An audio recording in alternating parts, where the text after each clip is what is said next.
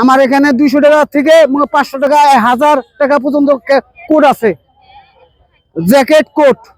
আমি প্রায় 5-7 বছর ধরে আমি করতেছি, ব্যবসা করতেছি। আমি সদরঘাট থেকে আনি মাল, গাইড হিসেবে মাল আনি। আমি সদরঘাট মাল আনি 20 থেকে 25,000 টাকা গাইড কেনা হয়। এই মাল আইনা এখানে বিক্রি করি। প্রতিটি ছাড়া অনেক জায়গায়, নরসিংদী, আপনার কিশোরগঞ্জ, পাকুন্দা, হোসেনপুর, তারপর নতুন বাজার, সরেশ্বর। এটার নাম 700 টাকা, 500 টাকা রাখা যাবে।